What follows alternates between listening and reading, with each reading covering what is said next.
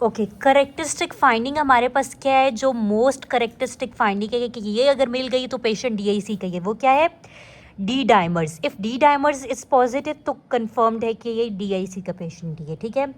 Which of the following end effect of sepsis has poor prognosis. अगर sepsis में DIC develop हो जाए, D dimers ज़्यादा आ जाए तो it has very poor prognosis, ठीक है। Poor prognostic factor in septic shock is DIC, ठीक है। So regarding bleeding disorder most likely finding क्या है, DIC is usually associated with decrease platelet counts. Most specific test for DIC क्या है, most specific test क्या है, D dimers. Most common कोआगुलोपैथी जो trauma में होती है, लाइक मैंने कहा है डिलीवरी के बाद, सर्जरी के बाद, सेप्सिस या बर्न के पेशेंट में, किसी भी ट्रॉमा के बाद मोस्ट कॉमन कोआगुलोपैथी जो है वो डीआईसी है।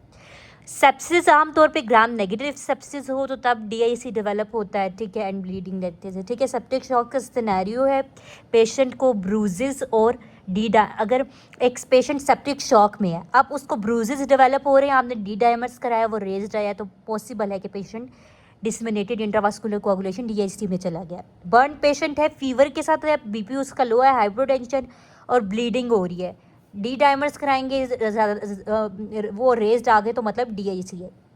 Patient diagnosed with DIC, most useful diagnostic test क्या है, एक तो डी डाइमर्स है, दूसरा ये कि आपके पास एफडीपी भी ज़्यादा आएगा, प्रेजेंस ऑफ फिब्रे, ठीक है, एफडीपी।